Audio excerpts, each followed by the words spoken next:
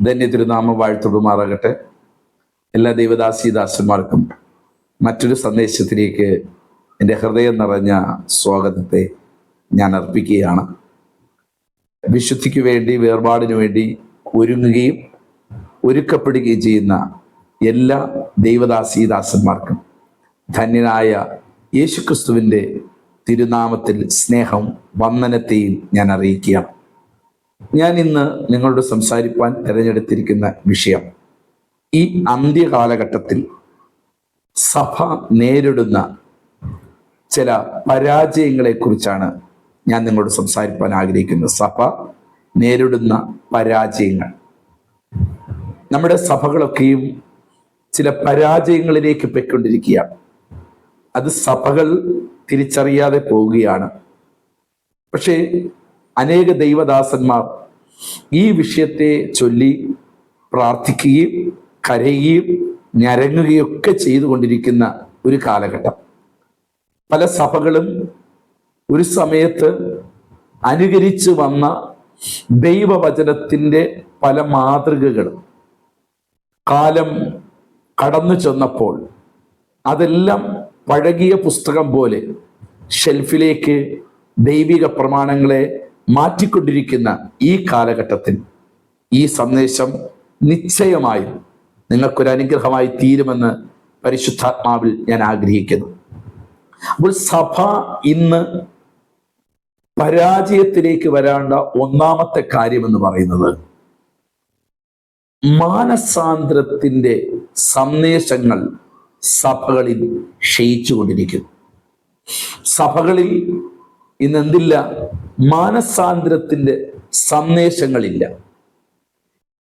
എപ്പോഴും അനുഗ്രഹം, വിജയം, വിടുതൽ, സമൃദ്ധി തുടങ്ങിയ വിഷയങ്ങൾ മാത്രമാണ് ഇന്ന് നമ്മുടെ എല്ലാ സഭകളിലും നമ്മൾ കേട്ടുകൊണ്ടിരിക്കുന്നത്.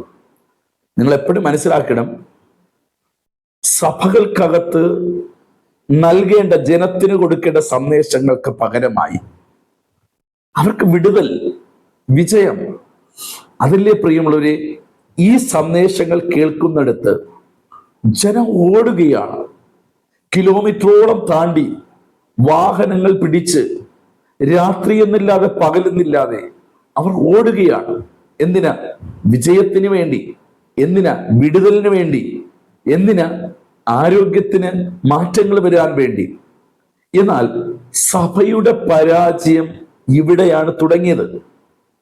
വിശുദ്ധ വേദപുസ്തകത്തിനകത്ത് ലൂക്കോസ് വിശേഷം 13-ാം അധ്യായം അതിന്റെ 13-ാം വാക്യം നിങ്ങളൊന്ന് എടുത്ത് വായിച്ചു നോക്കണം.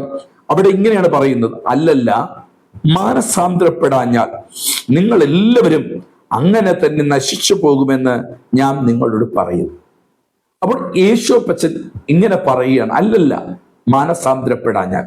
അപ്പോൾ ദൈവസഭകൾക്കകത്ത് മാനസാന്തരത്തിന്റെ നഷ്ടപ്പെട്ടപ്പോൾ സഭകളും വിശ്വാസികളും എന്തുകൊണ്ട് നശിച്ചുകൊണ്ടിരിക്കുകയാണ്. ഇനി ഏത് ദൈവസഭകൾ നോക്കണം, ഒരു സഭയല്ല, ഒരു വിഭാഗക്കാരല്ല, എല്ലാ വിഭാഗക്കാരും ഇന്ന് പ്രസംഗിക്കുന്നത് ജനത്തിന്റെ വളർച്ച, ജനത്തിന്റെ അനുഗ്രഹം. യേശുവിന്റെ അടുക്കൽ വന്നാൽ നിനക്ക് ഇന്നത് കിട്ടും, ഇന്നത് കിട്ടും എന്നുള്ള സന്ദേശങ്ങൾ മാത്രമേ ഉള്ളൂ. നിങ്ങൾ യൂട്യൂബ് തുറന്നു നോക്കുക, നിങ്ങൾ കൺവെൻഷൻ മീറ്റിങ്ങുകൾ പോകുക, ഇന്ന് ഉപവാസ പ്രാർത്ഥനകൾ നിങ്ങൾ പോയി നോക്കുക, മൊത്തം അത് മാത്രമേ ഉള്ളൂ. പക്ഷേ കർത്താവ് ഇങ്ങനെ പറഞ്ഞു, അല്ലല്ല, മാനസാന്തരപ്പെടാഞ്ഞാൽ നിങ്ങളെല്ലാവരും അങ്ങനെ തന്നെ നശിച്ചു പോകും. അപ്പോൾ സഭ നശിച്ചുകൊണ്ടിരിക്കുകയാണ്, സഭകൾ തകർന്നുകൊണ്ടിരിക്കുകയാണ്, വിശ്വാസികളെല്ലാം തകർന്നുകൊണ്ടിരിക്കുകയാണ്. ഇത് ആരും തിരിച്ചറിയുന്നില്ല. ഈ അന്ത്യകാലഘട്ടത്തിലെ ഒന്നാമത്തെ സഭയുടെ പരാജയം മാനസാന്തര പ്രസംഗങ്ങൾ നിന്നപ്പോൾ. എപ്പോൾ മുതൽ ഇത് സ്റ്റോപ്പായോ അന്നു മുതൽ പൊങ്ങിയ സാധനമാണ് വിജയം, വിടുതൽ, അത്ഭുതം, രോഗശാന്തി. ഇങ്ങനെയുള്ള ഐറ്റങ്ങൾ സഭകളിൽ ഉയർന്നു വരുവാനിടയായി. പ്രിയമുള്ളവരോട് ഞാൻ പറയട്ടെ, അത്ഭുതം വേണമെന്നല്ല, വിടുതൽ വേണ്ടെന്നല്ല പറയുന്നത് വേദപുസ്തകം. പെട്ട് കഴിഞ്ഞാൽ ഇതൊക്കെ കർത്താവ് അവന് നൽകുന്ന ഒന്നാണ്. മാനസാന്തരം എന്ന പാക്കേജിനകത്താണ് ഇതെല്ലാം അടങ്ങിയിരിക്കുന്നത്. പക്ഷേ മാനസാന്തരത്തെ മാറ്റിയിട്ട് ബാക്കി പ്രസംഗിക്കുവാൻ പിശാച് ദൈവദാസന്മാരുടെ മേൽ ഒരു പ്രത്യേക സ്വാധീനം വരുത്തിയ അന്നു മുതൽ സഭ പരാജയപ്പെടാൻ തുടങ്ങി. എന്നെ കേട്ടുകൊണ്ടിരിക്കുന്ന ദൈവദാസരെ, എന്നെ കേട്ടുകൊണ്ടിരിക്കുന്ന കുഞ്ഞെ, സഹോദരി, മാതാവേ, പിതാവേ, മാനസാന്തരം നിങ്ങളുടെ സഭയ്ക്കകത്ത് പ്രസംഗിക്കപ്പെടണം.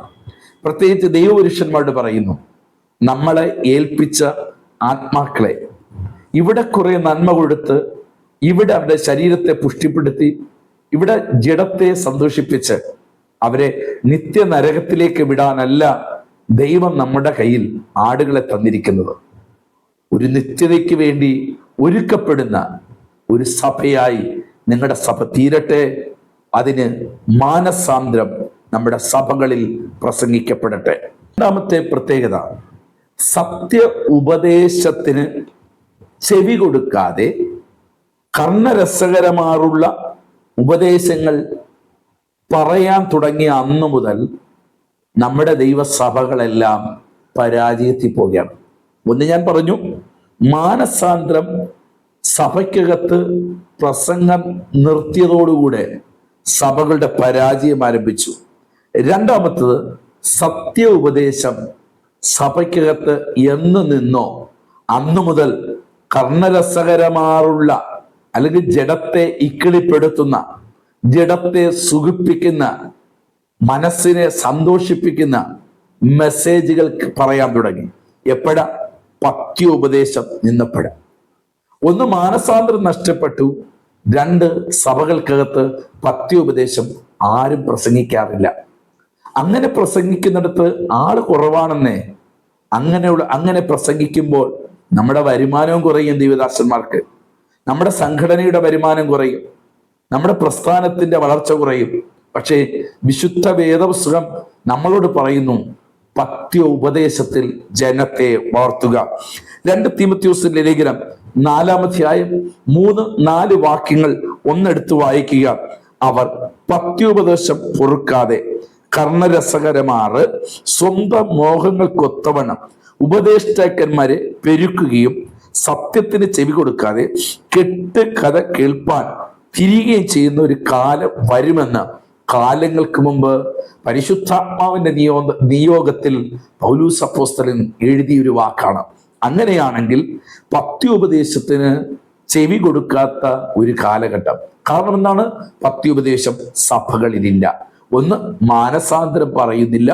2, പത്യോപദേശത്തിൽ സഭയില്ല. ഇനി അപ്പോസ്തല പ്രവൃത്തിയുടെ പുസ്തകം 20-ാം അധ്യായം 29-30 വാക്യം, ഞാൻ പോയ ശേഷം ആട്ടിൻകൂട്ടത്തെ ആദരിക്കാത്ത കൊടിയ ചെന്നായ്ക്കൾ നിങ്ങളുടെ ഇടയിൽ കടക്കും എന്ന് ഞാൻ അറിയുന്നു. ശിഷ്യന്മാർ തങ്ങളുടെ പിന്നാലെ വലിച്ചു കളയുന്ന വിപരീതോപദേശം പ്രസ്താവിക്കുന്ന പുരുഷന്മാർ നിങ്ങളുടെ ഇടയിൽ നിന്നും എഴുന്നേൽക്കും. അതുകൊണ്ട് ഉണർന്നിരിപ്പിൻ.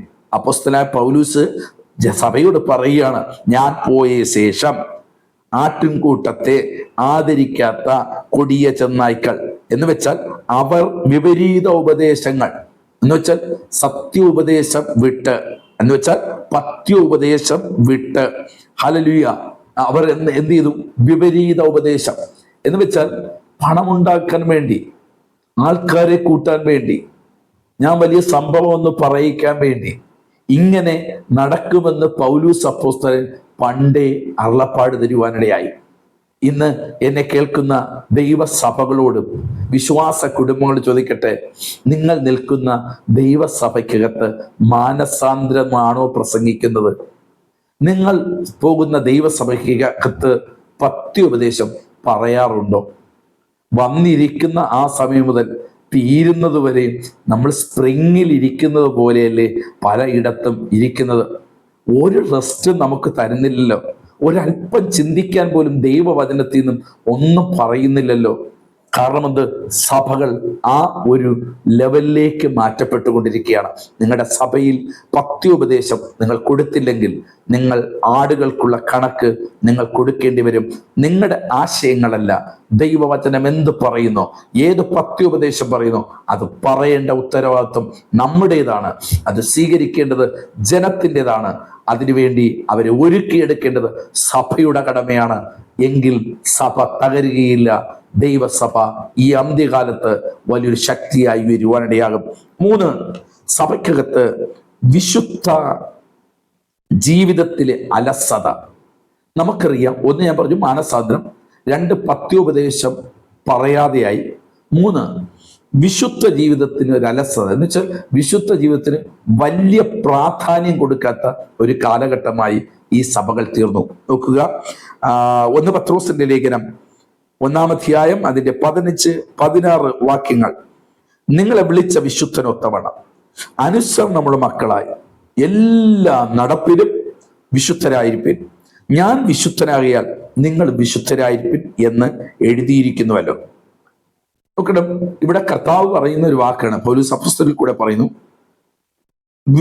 നിങ്ങളെ വിളിച്ച വിശുദ്ധനൊത്തവണ്ണം അനുസരണമുള്ള മക്കളായി എല്ലാ നടപ്പിലും നിങ്ങൾ എന്തായിരിക്കണം? വിശുദ്ധരായിരിക്കണം. അപ്പോൾ നമ്മുടെ ജീവിതത്തിനകത്ത് നിങ്ങൾ മനസ്സിലാക്കേണ്ട കാര്യം, വിശുദ്ധി നമ്മുടെ ജീവിതത്തിനകത്തില്ല എങ്കിൽ എന്തില്ല?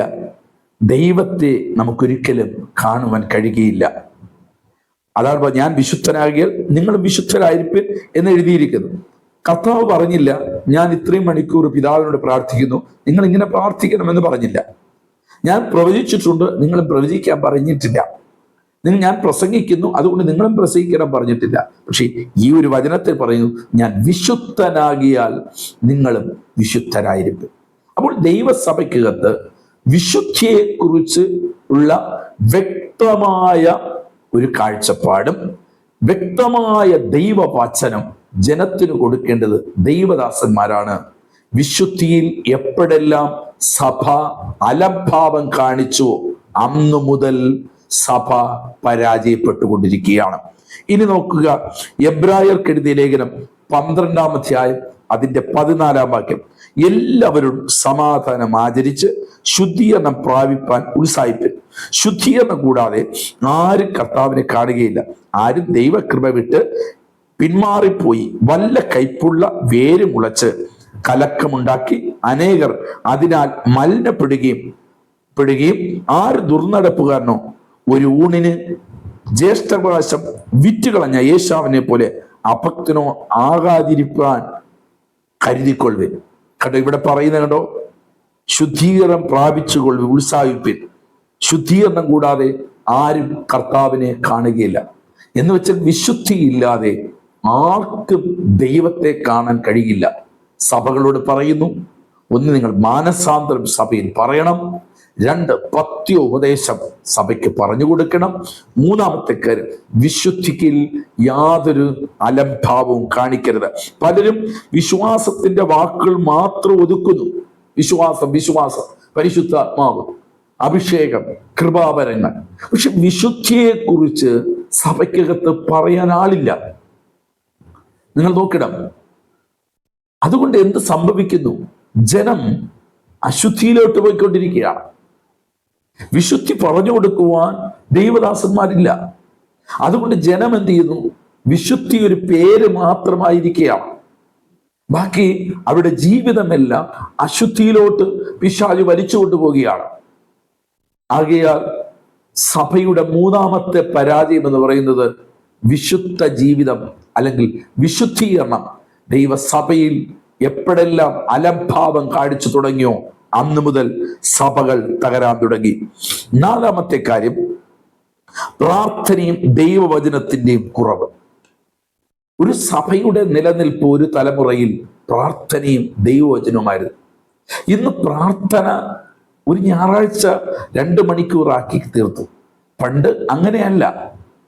പ്രാർത്ഥിക്കുന്ന പിതാക്കന്മാർ, പ്രാർത്ഥിക്കുന്ന അമ്മമാർ, പ്രാർത്ഥിക്കുന്ന സഹോദരന്മാർ, സഹോദരിമാർ ഉള്ള സഭകൾ. ഇന്ന് എവിടെ സഭയിൽ പ്രാർത്ഥനയുള്ളത്? ഞായറാഴ്ച പൂട്ടിയാൽ പിന്നെ തുറക്കുന്നത് വെള്ളിയാഴ്ചയാണ് ചർച്ച തുറക്കുന്നത്. ഇതിനകത്ത് പ്രാർത്ഥനയില്ല. ആ പ്രാർത്ഥനയില്ലാത്ത ദൈവസഭ ഒരു പരാജയത്തിലോട്ട് പോയിക്കൊണ്ടിരിക്കുകയാണ്. രണ്ടാമതായി, ദൈവവചനം അവരിലില്ല. ദൈവവചനത്തിലാണ് സഭ പണിയേണ്ടത്. ദൈവവചനത്തിലാണ് കുടുംബങ്ങളെ പണിയേണ്ടത്. പക്ഷേ ഇത് രണ്ടും എവിടെയില്ല? സഭകളിലില്ല. ഭയങ്കര തിരക്കാണ്. നമുക്ക് പ്രാർത്ഥിക്കാൻ സമയമില്ല, ഉപവാസം വയ്ക്കാൻ സമയമില്ല, വചനം കേൾക്കാൻ സമയമില്ല. ഈ ഒരു തലമുറയെ ഇങ്ങനെ പൊയ്ക്കൊണ്ടിരിക്കുമ്പോൾ നമ്മൾ പോലും അറിയാതെ സഭ തകർന്നുകൊണ്ടിരിക്കുകയാണ്. സഭ കണ്ട കുഴപ്പമില്ല, കോടികൾ മുടക്കിയാണ് സഭകൾ സ്ഥാപിച്ചിരിക്കുന്നത്.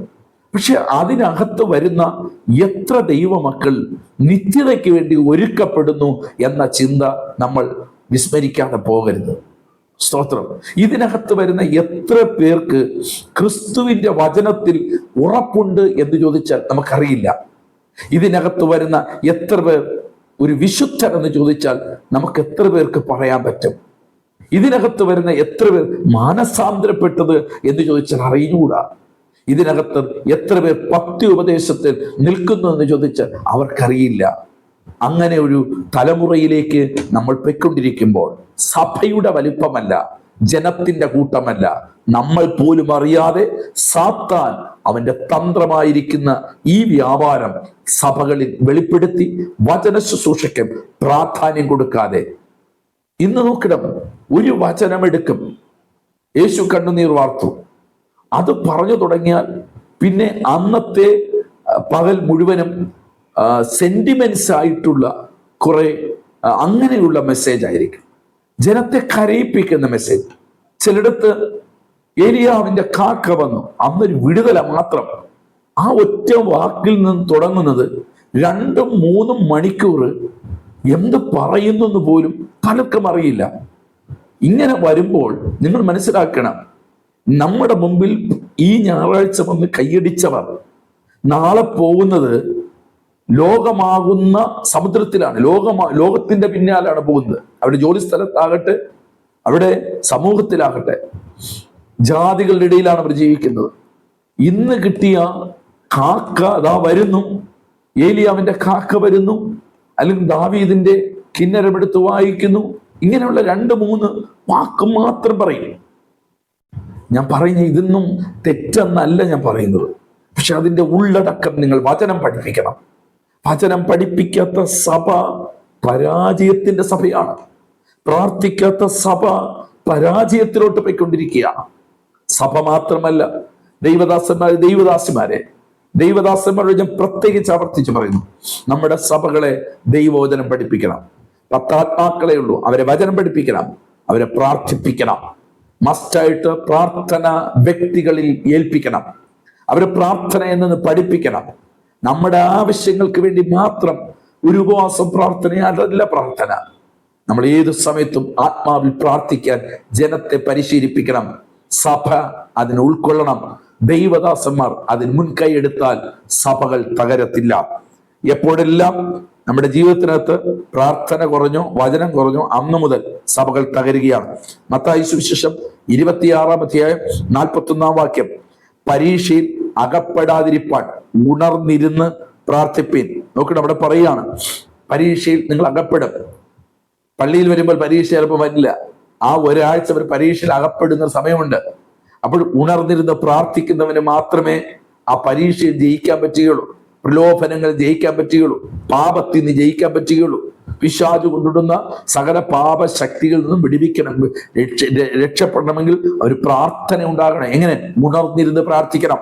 ഇനി നോക്കുക, പ്രവൃത്തിയുടെ അപ്പോസ്തല പ്രവൃത്തി പുസ്തകം 2-ാം അധ്യായം 42-ാം വാക്യം, അവർ അപ്പോസ്തലന്മാരുടെ ഉപദേശം കേട്ടു, കൂട്ടായ്മ ആചരിച്ചു, അപ്പം നുറുക്കി പ്രാർത്ഥന കഴിച്ചു പോന്നു. ഇതാണ് സഭ. അവിടെ പറയും പ്രാർത്ഥന കഴിച്ചു പോന്നു എന്ന് വെച്ചാൽ ഒരു ദിവസം കൊണ്ട് നിറയുന്നില്ല. പള്ളിയിൽ വരുന്നപ്പോൾ മാത്രമല്ല, എപ്പോഴും ഒരു പ്രാർത്ഥിക്കുന്നവരായിരുന്നു, വചനം ധ്യാനിക്കുന്നവരായിരുന്നു.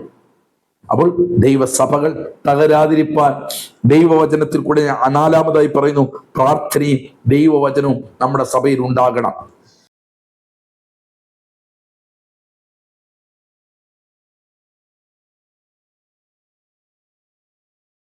ഇല്ല. ആ ഒരാഴ്ച അവർ പരീക്ഷയിൽ അകപ്പെടുന്ന സമയമുണ്ട്.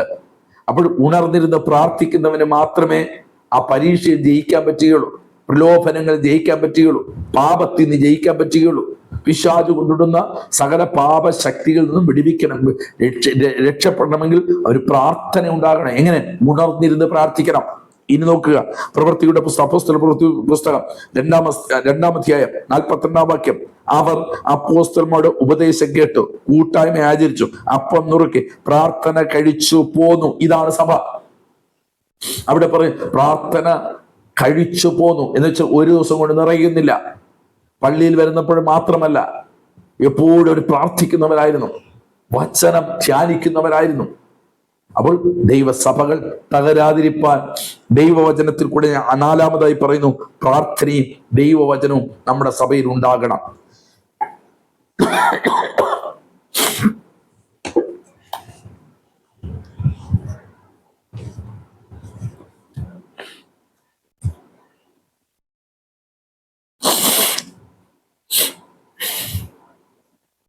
അഞ്ചാമതായി, ലോകസ്നേഹം സഭയിലേക്ക് കടന്നു വന്ന അന്നു മുതൽ സഭ പരാജയപ്പെടാൻ തുടങ്ങി. നമുക്കറിയാം, ലോകത്തിന്റെ മൂല്യങ്ങൾ ക്രിസ്തുവിന്റെ ഉപദേശങ്ങളെ മാറിക്കിടക്കുമ്പോൾ ആത്മീയ വളർച്ച തടസ്സപ്പെടുന്നു. നമുക്കിവിടെ പറയുന്ന അഞ്ചാമത്തെ കാര്യം, ലോക സ്നേഹം സഭയിലേക്ക് കടന്നു വന്ന അന്നു മുതൽ സഭകൾ പരാജയപ്പെടാൻ തുടങ്ങി. നമുക്കറിയാം, നോഹയുടെ പെട്ടകത്തിനകത്ത് ഒരു തുള്ളി വെള്ളം പോലും അകത്ത് കയറിയില്ല. ഇത്ര ശക്തമായ കാറ്റും, ആകാശത്തിന്റെ ഉറവ തുറന്നു, ഭൂമിയുടെ ഉറവ തുറന്നു, ശക്തമായി മഴവെള്ളപ്പാച്ചിൽ വന്നിട്ടും, കാരണം അതിനകത്ത് കീലും പശയും തേച്ച് വളരെ മനോഹരമായി ദൈവിക പ്രമാണപ്രകാരം അവർ അത് ചെയ്തു.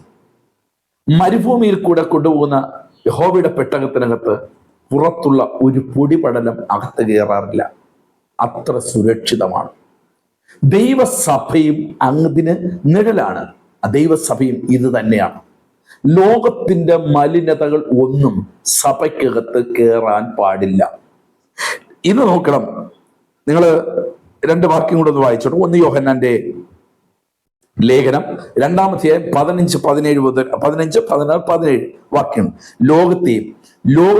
ലോകത്തിലുള്ളതിനെയും സ്നേഹിക്കരുത്. ഒരുവൻ ലോകത്തെ സ്നേഹിക്കുന്നെങ്കിൽ അവൻ പിതാവിന്റെ സ്നേഹം ഇല്ല. ജഡമോഹം, കൺമോഹം, ജീവനത്തിന്റെ പ്രതാപം, ഇങ്ങനെയുള്ള ലോകത്തിലുള്ളതെല്ലാം പിതാവിൽ നിന്നല്ല, ലോകത്തിൽ നിന്ന് അത്രേ ആകുന്നു. ലോകവും അതിന്റെ മോഹം ഒഴിഞ്ഞു പോകും. ദൈവ ഇഷ്ടം ചെയ്യുന്നവനോ എന്നേക്കും നിലനിൽക്കും. റോമാലേഖനം 12-ാം അധ്യായം 2-ാം വാക്യം. ഈ ലോകത്തിന് അനുരൂപമാകാതെ നന്മയും പ്രസാദവും പൂർണ്ണതയുമുള്ള ദൈവഹിതം ഇന്നതെന്ന് തിരിച്ചറിയേണ്ടത് മനസ്സ് പുതുക്കി രൂപാന്തരപ്പെടുക. അപ്പോൾ ദേവാലയത്തിനകത്ത് എന്ത് കയറാൻ പാടില്ല? ലോകത്തിന്റെ ഒന്നും കയറാൻ പാടില്ല. ഇന്ന് നമ്മുടെ ആത്മീയ ലോകത്തെല്ലാം ലോകത്തിന്റെ പലതും കയറിക്കഴിഞ്ഞു. പലതല്ല, ഏകദേശം 85% കയറിക്കഴിഞ്ഞു. ഇനി കുറച്ച് ശതമാനം കൂടെ ഉള്ളൂ. എല്ലാം കയറിക്കഴിഞ്ഞു. ഇതിന് കാരണം എന്താണ്? ലോകത്തിന്റെ പൊടിപടലങ്ങൾ എവിടെ കയറാൻ പാടില്ല? പെട്ടകത്തിനകത്ത്. മരുഭൂമിയിൽ കൂടെയാണ് പെട്ടകം സഞ്ചരിക്കുന്നത്, മരുഭൂമിയിലാണ് പെട്ടകം ഇരിക്കുന്നത്. പക്ഷേ പൊടിപടലങ്ങൾ എന്ന് വെച്ചാൽ ഈ മരുഭൂമിയിലുള്ള പൊടി അങ്ങോട്ടും ഇങ്ങോട്ടും കാറ്റടിക്കുമ്പോൾ വരുന്ന പൊടികൾ, ഒരു പൊടി പോലും ഇതിനകത്ത് കയറുകയില്ല. കാരണം എന്തെന്നറിയണ്ടേ? അത്ര സുരക്ഷിതത്വമാണ്. അങ്ങനെയാണെങ്കിൽ നമ്മുടെ പുതിയ നിയമത്തിലെ ആലയമായിരിക്കുന്ന, പെട്ടകമായിരിക്കുന്ന ദൈവത്തിന്റെ സഭ എത്ര വിശുദ്ധമായിരിക്കണം! ഹല്ലേലൂയ! അതാണ് റോമർക്ക് എഴുതിയ 12:2. ഈ ലോകത്തിന് നിങ്ങൾ അനുരൂപപ്പെടരുത്. സഭകളെല്ലാം ലോകത്തിന് അനുരൂപപ്പെട്ടിരിക്കുകയാണ്. നമ്മുടെ ദൈവദാസന്മാരിൽ ഞാൻ മിക്ക എപ്പിസോഡിലും പറഞ്ഞിട്ടുണ്ട്, നമ്മുടെ ദൈവദാസന്മാർ രാഷ്ട്രീയത്തിൽ ഇറങ്ങാൻ പരസ്യമായി പറഞ്ഞിരിക്കുകയാണ്. ലോകത്തിന്റെ എല്ലാം നിങ്ങൾ ഉപയോഗിച്ചോളാൻ പറഞ്ഞിരിക്കുകയാണ്. അതൊന്നും ഒരു കുഴപ്പമില്ലെന്ന് പറഞ്ഞിരിക്കുകയാണ്. പിതാക്കന്മാർക്ക് അബദ്ധം പറ്റിയെന്നാണ് പറഞ്ഞിരിക്കുന്നത്. ഇങ്ങനെയുള്ള വിഡ്ഢിത്തമായ ഉപദേശങ്ങൾ സഭയ്ക്കകത്ത് കയറിക്കഴിഞ്ഞിരിക്കുകയാണ്.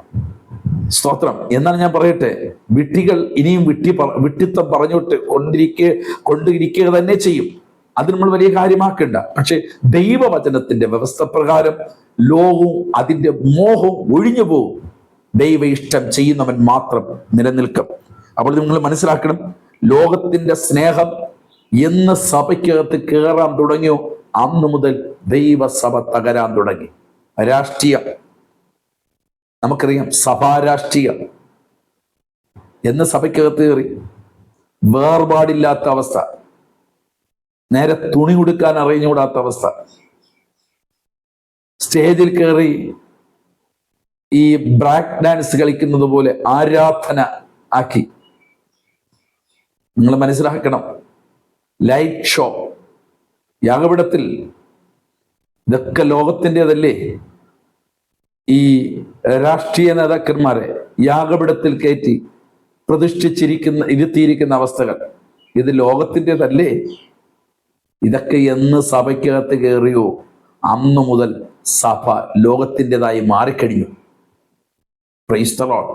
എന്നാൽ ദൈവത്താൽ വേർതിരിക്കപ്പെട്ട ഒരു ഗ്രൂപ്പ് ഉണ്ടെന്ന് ദൈവനാമത്തിൽ വചനത്തിൽ കൂടി എനിക്കറിയാം. അവരോട് ഞാൻ പറയുന്നു, ആ മലിനത തട്ടാതെ, സർദീസിലെ സഭ പോലെ ഉടുപ്പ് മലിനമാകാത്ത കുറച്ചു പേർ നിനക്കുണ്ട്. അങ്ങനെയാണെങ്കിൽ ഉടുപ്പ് മലിനമാകുന്ന പലരും കാണുമ്പോൾ നിങ്ങൾ വിശുദ്ധിയുടെ ഉടുപ്പിനെ സൂക്ഷിച്ച് ലോകത്തിന്റെ മലിനതകളെ തട്ടാതെ ഓടി രക്ഷപ്പെടുവാൻ പരിശുദ്ധാത്മാവിൽ നിങ്ങളോട് ആഹ്വാനം ചെയ്തു. നമുക്കറിയാം, ഇന്ന് നടക്കുന്ന ഓരോ കാര്യങ്ങളും, ലോകത്തിന്റെ രാഷ്ട്രീയത്തിൽ നടക്കുന്ന പല കാര്യങ്ങളും സഭയ്ക്കകത്ത് കയറി. ജാതികൾ ചെയ്യുന്ന പലതും സഭയ്ക്കകത്ത് കയറി. ഇതെല്ലാം സഭയ്ക്കകത്ത് കയറി കഴിഞ്ഞു. സഭകൾ തകർന്നുകൊണ്ടിരിക്കുന്നു. പ്രിയ ദൈവദാസന്മാരെ, പ്രിയ കുഞ്ഞുങ്ങളെ, നിങ്ങളുടെ ജീവിതത്തിൽ അതിനി വരരുത്. നമ്മുടെ സഭ മരുഭൂമിയിലെ യഹോവയുടെ പെട്ടകമാണ്. എത്ര കാറ്റടിച്ചാലും, എത്ര മണലാരുണ്യങ്ങളുണ്ടെങ്കിലും ലോകത്തിന്റെ മണലാരുണ്യങ്ങൾ ആലയത്തിനകത്ത് കയറരുത്. അങ്ങനെയുള്ള സഭകൾക്കായി ഞാൻ സ്തോത്രം ചെയ്തു. ആറാമതായി, ആത്മാക്കളെ പരീക്ഷിക്കാതിരിക്കുക. പല സഭകളിലും വരുന്ന ആത്മാക്കളെ പരീക്ഷിക്കില്ല. അത് ശരിയാണോ നല്ലതാണോ ഒന്നും അറിയില്ല. യോഹന്നാന്റെ ലേഖനം 4:1, പ്രിയമുള്ളവരെ, കള്ളപ്രവാചകന്മാർ പലരും ലോകത്തിലേക്ക് പുറപ്പെട്ടിരിക്കുക. ഏത് ആത്മാവിനെ വിശ്വസിക്കാതെ ആത്മാക്കൾ ദൈവത്തിൽ നിന്നുള്ളവയോ എന്ന് ശോധന ചെയ്യുവിൻ. കേട്ടോ, അവിടെ പറയുന്ന വാക്കിങ്ങനെയാണ്, ദൈവത്തിനുള്ളതാണോ, ദൈവത്തിൽ നിന്നാണോ വരുന്നത്. ഇന്ന് യാഗപീഠത്തിൽ ആരെയും വിളിച്ചു കയറ്റും. ഒരു ബൈബിള് കയ്യിലുണ്ടെങ്കിൽ ആരെ വിളിച്ചു കയറ്റും. 2 വചനത്തിന്റെ വാക്കുകൾ പറഞ്ഞാൽ കയറ്റിയിരുത്തും. 2 പ്രവചനം കേട്ടാൽ നമ്മുടെ സഭയിൽ കയറ്റിയിരുത്തും. നിങ്ങൾ അങ്ങനെയുള്ളവർ ദൈവസഭകളിൽ ആത്മാക്കളെ വിവേചിക്കാതെ നിങ്ങൾ സഭയ്ക്കകത്ത് കയറ്റിയാൽ നിങ്ങളുടെ സഭ പരാജയത്തിലേക്ക് പോയിക്കൊണ്ടിരിക്കുകയാണ്. ഇന്ന് എൻ്റെ സന്ദേശം കേൾക്കുന്ന ചില ദൈവദാസന്മാരോട് പറയട്ടെ, ആരുമില്ലെങ്കിലും, പ്രസംഗിക്കാൻ ആരുമില്ലെങ്കിലും നിങ്ങളെ ഏൽപ്പിച്ച ശുശ്രൂഷ വിശ്വസ്തയോടുകൂടെ മുഴങ്കാൽ മടക്കി പ്രാർത്ഥിക്കുക. ഒരു ഗസ്റ്റ് വരുന്നതിനേക്കാൾ ദൈവാത്മാവ് നിങ്ങളെ ഉപയോഗിക്കുന്ന ഒരു തലമുറയിലാണ് ഞാൻ നിങ്ങൾ വന്നിരിക്കുന്നത്. ഒരാളെ യാഗപീഠത്തിൽ വിളിച്ചു കയറ്റുമ്പോൾ ദൈവത്തോട് ചോദിക്കണം, ആത്മാവിനെ വിവേചിക്കണം, ശരിയാണോ തെറ്റാണോ എന്ന് വിവേചിക്കണം. അതല്ലേ പ്രിയമുള്ളവരെ, പൗലൂസിനോട് ഒരു വെളിച്ചപ്പാടത്തിൽ പറഞ്ഞ പൗലൂസ് അപ്പച്ചനോട് വെളിച്ചപ്പാടത്തിൽ പറഞ്ഞു, ഇതാ പോകുന്നു അത്യുന്നതനായ ദൈവത്തിന്റെ പുത്രന്മാർ, ഇവര് രക്ഷാമാർഗമുണ്ട്. ദൂതിന് വല്ല തെറ്റുണ്ടോ, ദൂതിൽ എവിടെയെങ്കിലും കുറവുണ്ടോ, നിങ്ങളിത് ശോധന ചെയ്യണം. പക്ഷേ പൗലൂസ് അപ്പോസ്തലൻ ആ ദൂതിനെ വിവേചിച്ചു. ആ ദൂതിനെ വിവേചിച്ചപ്പോൾ ഇതിന്റെ ഉറവിടം കണ്ടെത്തിയപ്പോൾ ഇത് ക്രിസ്തുവിന്റെ ആത്മാവല്ല എന്ന് മനസ്സിലാക്കിയപ്പോൾ ആത്മമണ്ഡലത്തെ ശാസിച്ചു. അവളുടെ ഭൂതം വിട്ടുമാറി. നമ്മൾ തിരിച്ചറിയണം, ഒരു സഭയിൽ ഒരു ദൈവദാസനെ കയറ്റുമ്പോൾ, ഒരു പ്രത്യേകമായ യാഗപീഠത്തിനകത്ത് കയറ്റുമ്പോൾ അവൻ ഏത് തരക്കാരനെന്ന് ആത്മാവിൽ വിവേചിക്കണം. ഇല്ലാത്തവനെ കയറ്റരുത്.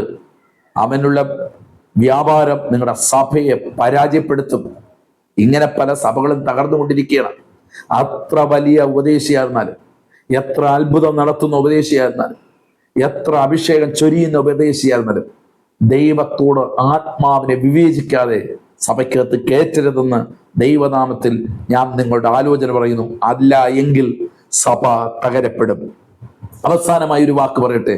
ആദ്യ സ്നേഹം നഷ്ടപ്പെട്ടു പോയപ്പോൾ സഭയും തകരാൻ തുടങ്ങി. നമുക്കറിയാം, പുറമേ ശുശ്രൂഷകളെല്ലാം ഉണ്ടായിരിക്കാം, പക്ഷേ ക്രിസ്തു നമ്മളോട് പറയുന്നു ആദ്യ സ്നേഹത്തിലേക്ക് നമ്മൾ മടങ്ങി വരണം. പണ്ട് ആദ്യകാലങ്ങളിൽ ഇതുപോലെ വലിയ 21 ഭയങ്കര ക്രൂസൈഡൊന്നുമില്ല.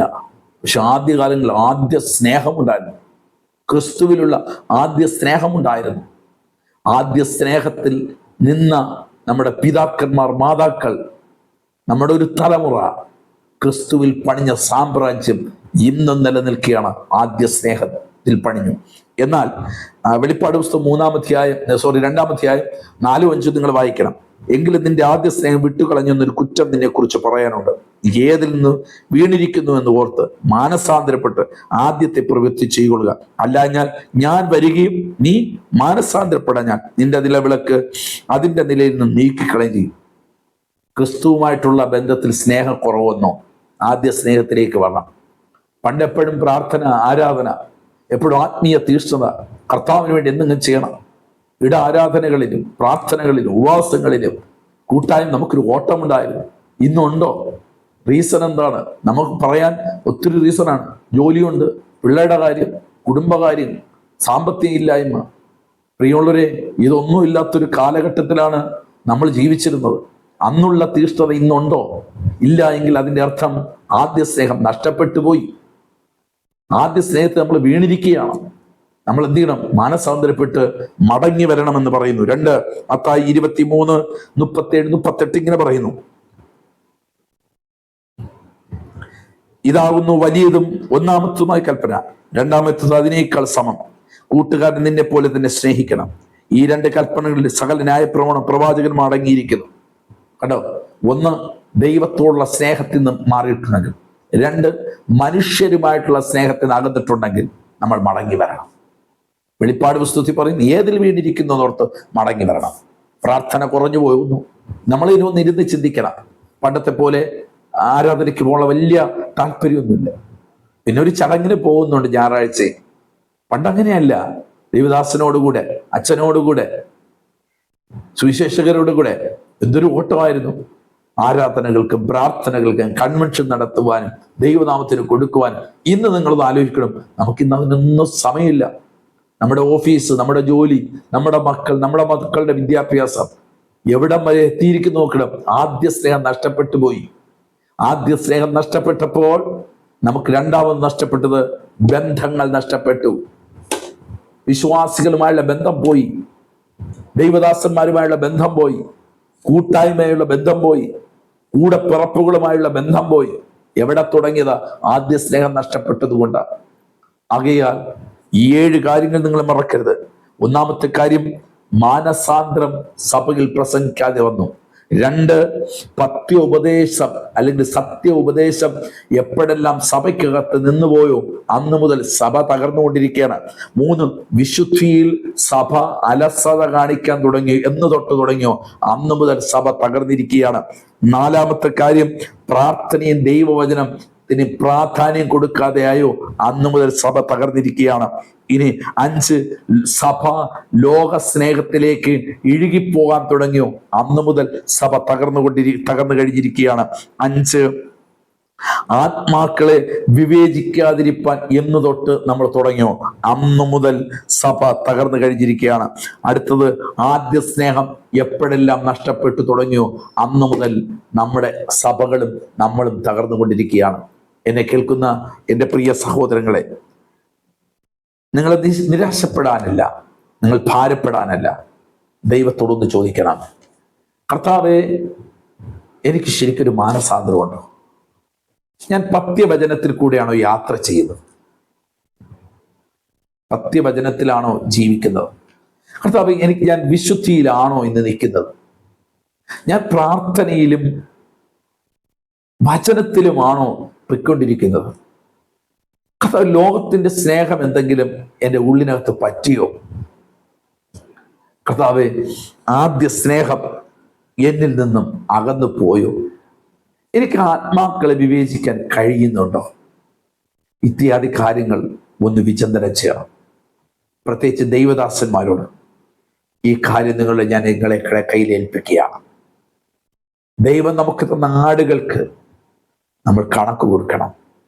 നമ്മളെ ദൈവം ആക്കിയിരിക്കുന്നത് കാവൽക്കാരാക്കിയിട്ട് നിങ്ങളുടെ കുടുംബത്തിൽ, നിങ്ങളുടെ സഭയിൽ, നിങ്ങളുടെ ദേശത്ത് നമ്മളെ കാവൽക്കാരാക്കിയിരിക്കുകയാണ്. ആദ്യം വന്ന് ചോദിക്കുന്നത് ആളുകളോടല്ല, ആടുകളോടുമല്ല, ആദ്യം വന്ന് ചോദിക്കുന്നത് കാവൽക്കാരനോടാണ്. ദൈവദാസനെ ആരംഗീകരിച്ചാലും ആരംഗീകരിച്ചില്ലെങ്കിലും ആര് നമ്മൾ നല്ലതെന്ന് പറഞ്ഞാലും നമ്മൾ ചെയ്യേണ്ടത് ദൈവവചന പ്രകാരം നമ്മൾ ചെയ്യുക. കർത്താവ് നിങ്ങളെ സമൃദ്ധമായി ഈ സന്ദേശത്തിൽ കൂടെ അനുഗ്രഹിക്കട്ടെ. വീണ് പോയിട്ടുണ്ടെങ്കിൽ മടങ്ങി വരാം. തകർന്നു പോയിട്ടുണ്ടെങ്കിൽ വീണ്ടും പണിയാൻ സമയമുണ്ട്. തീർന്നു പോയിട്ടില്ല സമയം. മടങ്ങി വരാം. ഒരു നിമിഷം പ്രാർത്ഥിക്കാം. സർവശക്തനായ ദൈവമേ, ഞങ്ങളുടെ ആത്മീയ ലോകം പരാജയപ്പെട്ടുകൊണ്ടിരിക്കുകയാണ്, തകർന്നുകൊണ്ടിരിക്കുകയാണ്. പണം കൊണ്ടും കർത്താവെ, ഞങ്ങൾക്ക് വലിയ വലിയ സഭകളുടെ കർത്താവെ ആ വലിയ ഡംഭം ഞങ്ങൾ തലയിൽ വെച്ചിട്ട് ഞങ്ങൾ പരാജിതരല്ലെന്ന് പറയുമ്പോഴും പരിശുദ്ധാത്മാവിന്റെ മുമ്പിൽ സഭകൾ പരാജയപ്പെട്ടുകൊണ്ടിരിക്കുകയാണ്.